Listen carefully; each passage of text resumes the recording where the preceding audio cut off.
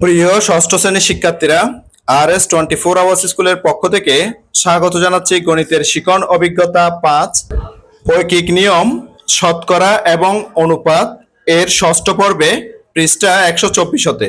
তোমরা যারা এখনো প্রথম থেকে পঞ্চম পর্বগুলো দেখোনি, তোমাদের দেখার সুবিধার্থে এই ভিডিওর নিচে ডেসক্রিপশন বক্সে প্রথম থেকে পঞ্চম পর্বের লিঙ্কগুলো দিয়ে দেব।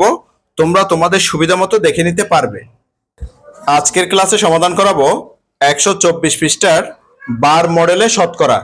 আজকের ক্লাসটি শুরু করার আগে তোমাদের কাছে একটা রিকোয়েস্ট থাকবে, তোমরা যারা এখন আমার চ্যানেলটি সাবস্ক্রাইব করোনি তাড়াতাড়ি সাবস্ক্রাইব করে যুক্ত হয়ে যাও। গণিত সহ বিভিন্ন বিষয়ের ক্লাস দেখে নিজেদের যোগ্যতা বাড়াও। চলো এবার আজকের ক্লাসটিকে সামনের দিকে এগিয়ে নেওয়া যাক। ছবিতে দেখানো স্কেল ব্যবহার করে বারগুলোর শতকরা কত অংশ সবুজ রং এবং শতকরা কত অংশ লাল রং করা আছে তা নির্ণয় করো। আমরা এখানে একটা যে স্কেল দেখতে পাচ্ছি, যে স্কেলটাকে আমরা শতকরা স্কেল বলতে পারি, কারণ দেখো এখানে 0 থেকে 100% পর্যন্ত দেওয়া আছে। হ্যাঁ, আর ওই স্কেলের নিচে দেখো বারগুলোকে রং করা আছে। হ্যাঁ, এই স্কেল থেকে আমরা যে বারগুলোকে কত পার্সেন্ট রং করা আছে সেটা আমরা দেখব। দেখো যে এখান থেকে এখানে রং করা আছে সবুজ, আর এখান থেকে এখানে রং করা আছে লাল। এবার দেখো আমরা স্কেলের মাধ্যমে যে কত অংশ সবুজ আছে সেটা দেখব।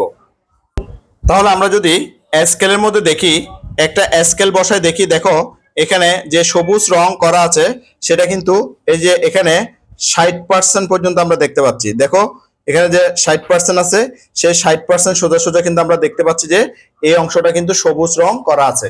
তাহলে আমরা এখানে লিখতে পারি যে সবুজ রং হচ্ছে যে 60%। তাহলে আমরা এখানে লিখবো যে সবুজ রং হচ্ছে যে 60%।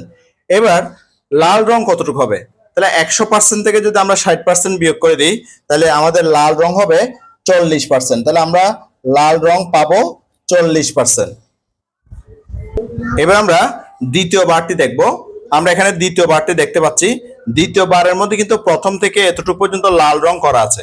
হ্যাঁ, আর এখান থেকে এতটুকু পর্যন্ত যে সবুজ রং করা আছে। তাহলে আমরা প্রথমে লাল রংটা মেপে দেখি। আমরা লাল রং যদি মেপে দেখি, দেখতে পাচ্ছি যে এখানে দেখো 40-40-এর পরে এখানে হচ্ছে যে 45। হ্যাঁ, অর্থাৎ লাল রং কিন্তু 45% করা আছে। হ্যাঁ, তাহলে আমরা লাল রঙের জায়গায় লিখতে পারি যে এখানে 45% লাল রং করা আছে। কত পার্সেন্ট রং করা আছে? যে 45%। তাহলে লাল রং যদি 45% হয় তাহলে এখানে সবুজ রং কত হবে? তাহলে আমরা 100 থেকে যদি 45%টা বাদ দিই তাহলে আমাদের সবুজ রঙের অংশটা বের হয়ে আসবে। তাহলে 100 থেকে 45 বাদ দিলে আমাদের 55% হচ্ছে যে সবুজ রং। তাহলে আমরা এখানে সবুজ রঙের জায়গায় লিখতে পারি যে 55% হচ্ছে যে সবুজ রং করা আছে। এবার আমরা তৃতীয় বারটা দেখব। তৃতীয় বারের মধ্যে সবুজ রং কতটুকু করা আছে সেটা যদি আমরা স্কেল দিয়ে ব্যবহার করে এখানে দেখি, যে দেখো স্কেল বসাইছি আমি, যে স্কেল বসানোর পর দেখতে পাচ্ছি যে এখানে 80-র পরে 81, 82 এবং 83-র মাঝখানে পড়ছে আমার স্কেলটা। তাহলে হবে কি 82.5। হ্যাঁ, 82.5 সবুজ রং করা আছে।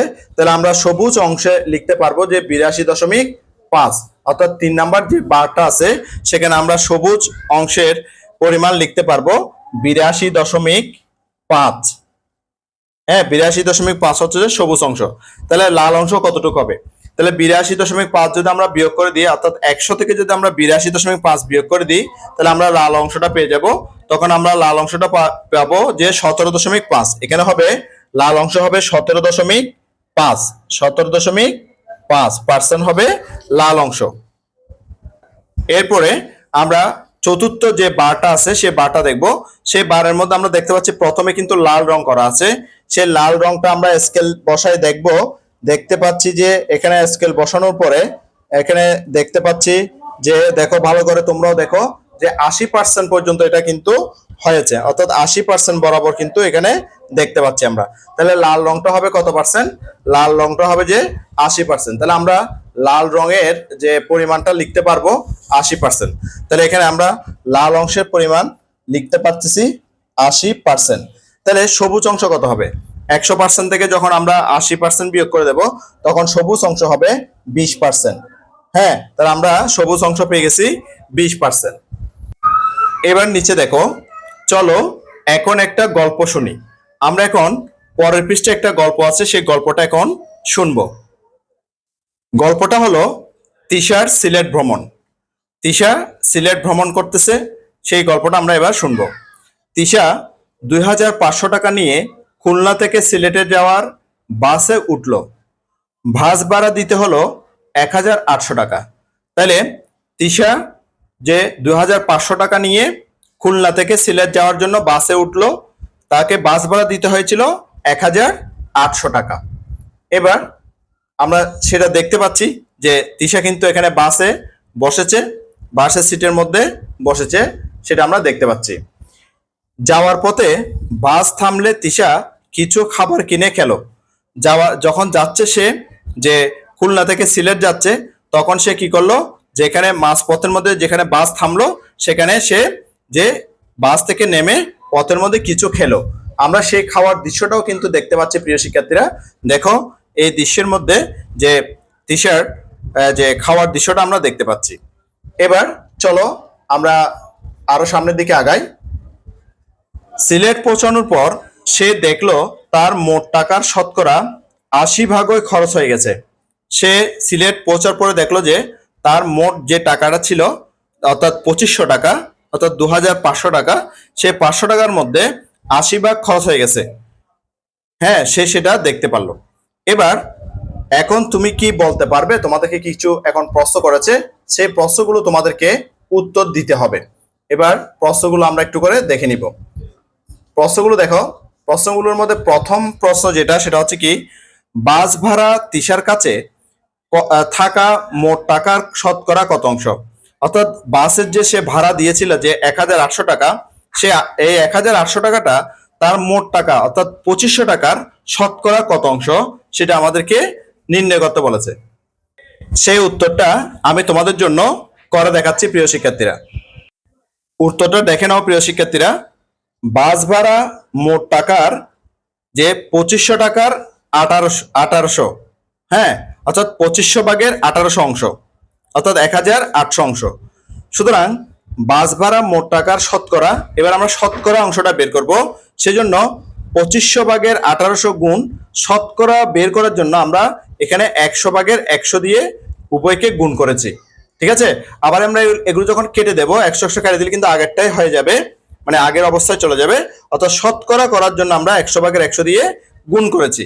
এবার কি করেছি দেখো প্রিয় শিক্ষার্থীরা, যে 2500 ভাগের 1800 গুণ এই উপরের যে 100টা ছিল, অর্থাৎ লবের মধ্যে যে 100টা ছিল, সেই 100টা এখানে 1800 সাথে গুণাকারে লিখে দিয়েছি। এবার পাশে গুণাকারে এই যে নিচে যে 100টা ছিল, সেই 100টা এখানে লিখেছি। এই 100টা যখন এখানে নিয়েছি, অর্থাৎ তখন এই 100 দিয়ে 100কে ভাগ করে আমাদের 1 পাওয়া গেছে। তাহলে আমাদের এখানে থাকলো কি, 100 ভাগের 1। এবার আমরা কাটাকাটি করতে পারি, অর্থাৎ ভাগ করে নিতে পারি। প্রথমে 100 দিয়ে যদি আমরা 2500কে ভাগ করি, তাহলে আমরা পাবো এখানে 25।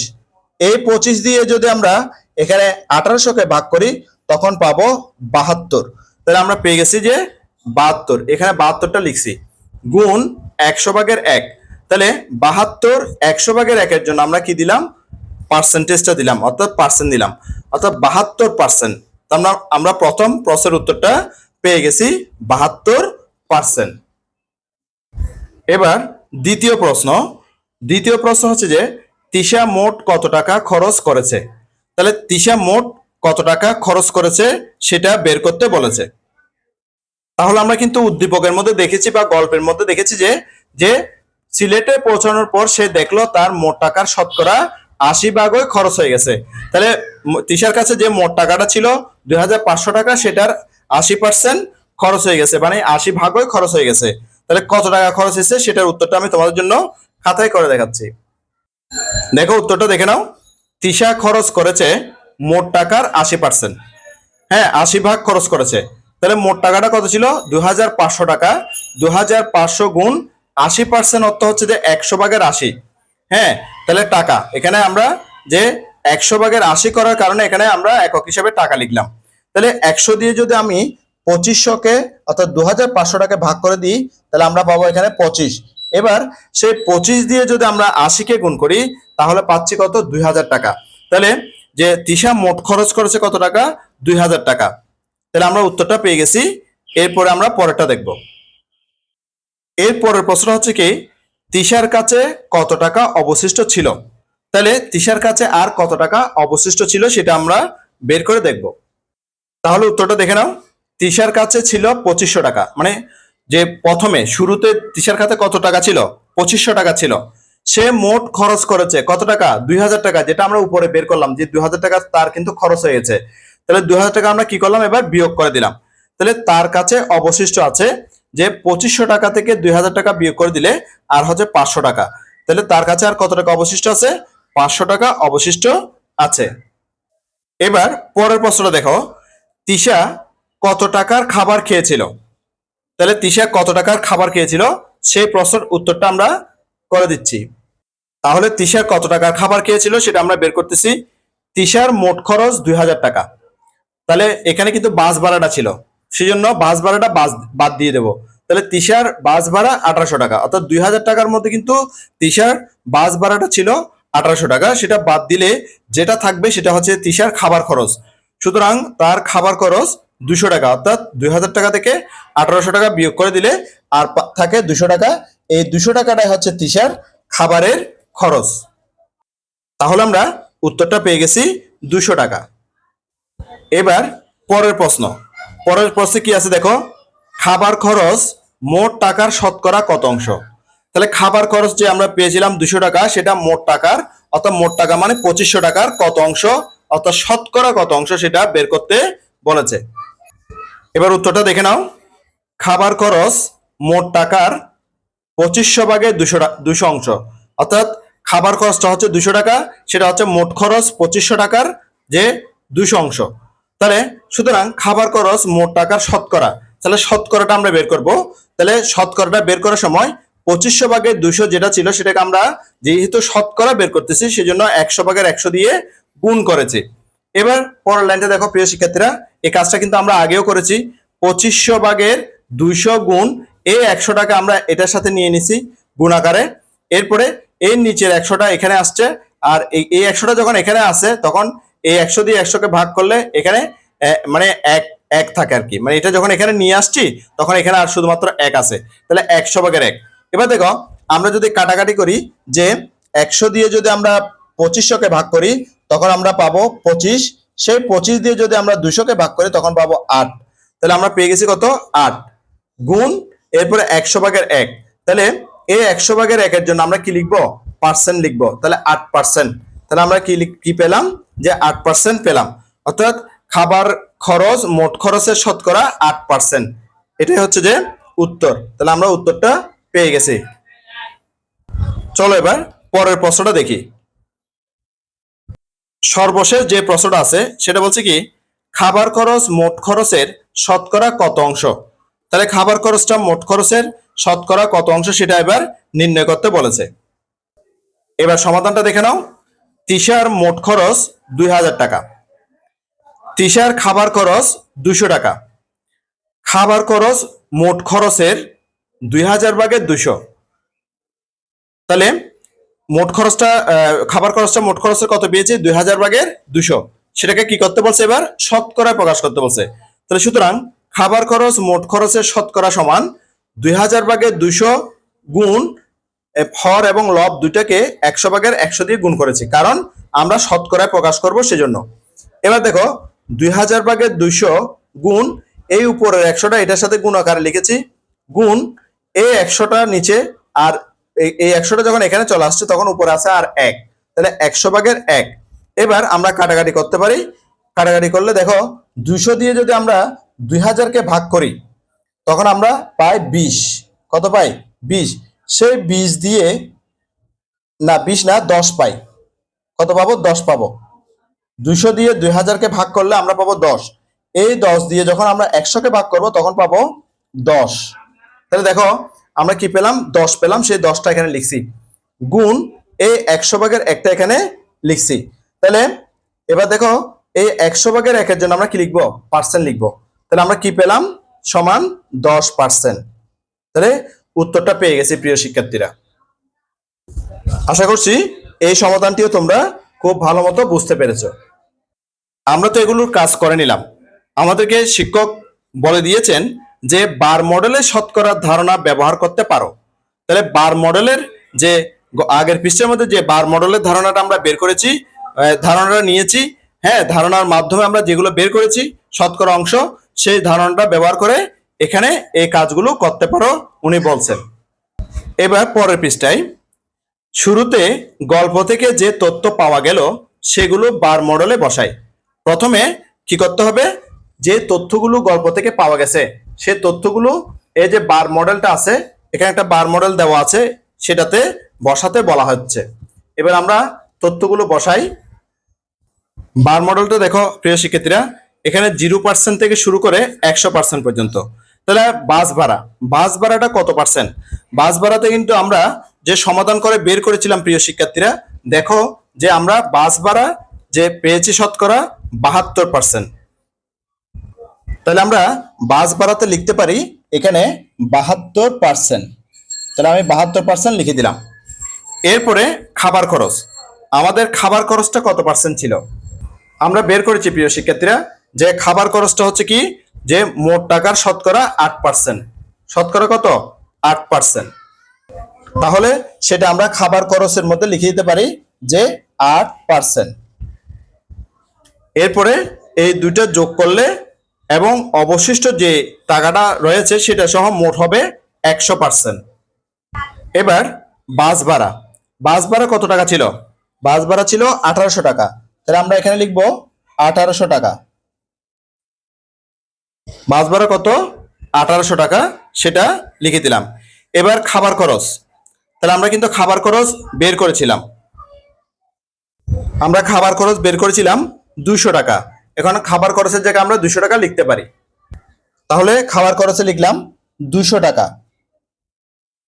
এবার অবশিষ্ট টাকা, তাহলে 1800 এবং 200, 2000 টাকা। তাহলে অবশিষ্ট টাকাটা কত হবে? 2500 টাকা থেকে যে 2000 টাকা চলে গেলে আর অবশিষ্ট টাকা থাকে 500 টাকা। এই টাকাটা হচ্ছে যে অবশিষ্ট টাকা। তাহলে 500 টাকা আমরা পেয়ে গেলাম। তাহলে আমরা এখানে যে লিখতে পারি যে 0 টাকা থেকে শুরু করে এতটুকু পর্যন্ত তার খরচ যেটা সেটা হচ্ছে কি 1800 টাকা, অর্থাৎ বাস ভাড়া বাবদ এখানে আমরা 1800 টাকা লিখতে পারি। এরপরে এখান থেকে এতটুকু তার যে খাবার খরচ সেটা হচ্ছে কত টাকা? সেটা হচ্ছে যে 200 টাকা, সেটা আমরা লিখতে পারি। আর এখান থেকে এখানে যে অবশিষ্ট টাকা সেটা হচ্ছে কত টাকা? 500 টাকা, সেটা আমরা এখানে লিখতে পারি। এবার কি বলছে দেখো প্রিয় শিক্ষার্থীরা, যে এখানে বলা হচ্ছে যে কিন্তু শুধু গল্পের তথ্য দিয়েই সব খালিঘর পূরণ করা গেল না। তাহলে সব যে তথ্যগুলো কিন্তু গল্পের তথ্য দিয়ে কিন্তু এই খালিঘরগুলো পূরণ করা গেল না। তখন বলছে কি দেখো, এবার বার মডেল ব্যবহার করেই কিন্তু সবগুলো প্রশ্নের উত্তর খুঁজে পাবে আর খালিঘরও পূরণ হয়ে যাবে। অর্থাৎ আগের পৃষ্ঠার মধ্যে আমরা যে প্রশ্নগুলোর উত্তর করেছি সেই প্রশ্নগুলোর উত্তরের মাধ্যমে এখানে সব খালিঘর কিন্তু পূরণ করা যাবে। তাহলে দেখো, বাস ভাড়া মোট টাকা বাই বাস ভাড়া গুণ 100%। তাহলে আমাদের মোট টাকাটা ছিল কত? মোট টাকাটা ছিল 2500 টাকা, এখানে হবে 2500 আর উপরে হবে বাস ভাড়া বাবদ 1800। তাহলে 1800 লিখে দিলাম গুণ 100%। তাহলে এখানে কত পার্সেন্ট পেয়েছিলাম আমরা পেয়েছিলাম 72%, যেটা গত পৃষ্ঠার মধ্যে যে প্রশ্নগুলোর উত্তর করেছি সেখানের মধ্যে 72% আমরা পেয়েছিলাম। এবার পরেরটা দেখো, তিশা মোট খরচ করেছে মোট টাকার পার্সেন্ট 80%। মোট টাকার কত পার্সেন্ট খরচ করেছিল? 80% খরচ করেছিল। তাহলে মোট টাকাটা কত ছিল? মোট টাকাটা ছিল যে 2500 টাকা গুণ 100 ভাগের যে 80%-এর জন্য আমরা 100 ভাগের এখানে কত লিখবো? 80 লিখবো। তাহলে কাটাকাটি করে আমরা কত পাবো? এখানে পাবো যে 2000 টাকা। তার মোট খরচ হচ্ছে যে কত? 2000 টাকা। এবার পরটা দেখো, তাহলে তিশার কাছে অবশিষ্ট ছিল মোট টাকা বিয়োগ মোট খরচ। তার মোট টাকা ছিল কত? মোট টাকা ছিল যে 2500, 2500 আর মোট খরচ হচ্ছে যে 2000। তাহলে তার কাছে অবশিষ্ট আছে আর 2500 থেকে 2000 বিয়োগ করে দিলে আর থাকে 500 টাকা। তার কাছে অবশিষ্ট আছে 500 টাকা। এখানে বলছে তুমি চাইলে শতকরা পরিমাণ থেকেও তৃষার কাছে অবশিষ্ট টাকার পরিমাণ নির্ণয় করতে পারো। অবশিষ্ট টাকা মোট টাকার সমান 100% বিয়োগ কত হবে? 80%। অর্থাৎ 80% তার খরচ হয়ে গেছিল। তাহলে 80% যদি খরচ হয়ে যায়, তার কাছে কত পার্সেন্ট অবশিষ্ট ছিল? 20%। অর্থাৎ 100% থেকে 80% চলে গেলে 20%। সুতরাং অবশিষ্ট টাকা মোট টাকার কত পার্সেন্ট হবে? মোট টাকার 20% হবে। কত পার্সেন্ট হবে? 20% হবে। মোট টাকাটা কত ছিল? 2500, অর্থাৎ 2500 এর 20%। এর কত? 20%। তাহলে হবে সমান 2500, এখানে 2500 গুণ 20% মানে হচ্ছে কি 100 ভাগের এখানে 20। 100 ভাগের কি 20। এবার 100 দিয়ে যদি 2500-কে ভাগ করা হয় তাহলে 25 থাকে। 25 দিয়ে 20-কে গুণ করলে হবে 500। তাহলে অবশিষ্ট টাকাটা কত? 500 টাকা। ঠিক আছে, তাহলে অবশিষ্ট টাকা এটার সাথে 500, এখানে 500 কিন্তু মিলে গেছে। এবার তৃষার খাবার খরচ সমান মোট খরচ বিয়োগ বাস ভাড়া। তাহলে মোট খরচটা কত ছিল? মোট খরচটা ছিল 2000 টাকা। কত ছিল? 2000 টাকা। আর বাস ভাড়া কত ছিল? 1800 টাকা। 1800 টাকা। তাহলে 2000 থেকে 1800 চলে গেলে আপনার কত? 200 টাকা। এই 200 টাকা হচ্ছে যে তার খাবার খরচ। চলো এবার পরের পৃষ্ঠা যাওয়া যাক। এবার দেখো খাবার খরচ মোট টাকার, মোট টাকা ভাগের খাবার খরচ গুণ 100%। তাহলে মোট টাকাটা কত ছিল? মোট টাকাটা ছিল কত? 2500 টাকা। সেজন্য লিখলাম 2500 ভাগে 200, অর্থাৎ খাবার খরচ ছিল কত? 200 টাকা। এবার এটা খাবার খরচটা কত পার্সেন্ট হয়? 200-কে 2500 দিয়ে ভাগ করতে হবে, পাওয়া যাবে 0.08। সেটাকে 100 দিয়ে গুণ করতে হবে, গুণ করলে পাওয়া যাবে 8%। এখানে 8 হবে। ঠিক আছে, তাহলে 8% পাওয়া গেল। তুমি চাইলে খাবার খরচের পরিমাণ নির্ণয় না করেও শতকরা পরিমাণ থেকে খাবার খরচ মোট টাকার শতকরা কত অংশ সেটা নির্ণয় করতে পারো। খাবার খরচের শতকরা পরিমাণ সমান মোট খরচের শতকরা পরিমাণ বিয়োগ বাস ভাড়ার শতকরা পরিমাণ। অর্থাৎ খাবার খরচ মোট টাকার সমান, তাহলে মোট খরচটা কত ছিল? মোট খরচটা ছিল 80%। আর যে বাস ভাড়াটা ছিল কত পার্সেন্ট? 72%, যেটা আমরা শুরুতে বের করছি। তখন 80 থেকে 72 চলে গেলে 8% এখানে বেড়ে যায়। তাহলে এখানেও 8% বের করতে পারছি, এভাবেও কিন্তু আমরা 8% বের করে নিলাম। এবার নিচেরটা দেখো, খাবার খরচ মোট খরচের, মোট খরচ ভাগের খাবার খরচ গুণ 100%। এবার সমান, তাহলে মোট খরচটা কত? মোট খরচটা হচ্ছে 2000। হ্যাঁ, আর খাবার খরচটা কত? শুধুমাত্র 200। তাহলে এটা শতকরা কত পার্সেন্ট? শতকরা হচ্ছে যে 10%। শতকরা কত পার্সেন্ট? শতকরা 10%। অর্থাৎ 200-কে যদি আমি 2000 দিয়ে ভাগ করি তখন পাবো 0.1। সেটাকে যদি আমরা 100 দিয়ে গুণ করি তাহলে আমরা পেয়ে যাব 10, অর্থাৎ 10%, সেটা আমরা পেয়ে যাব।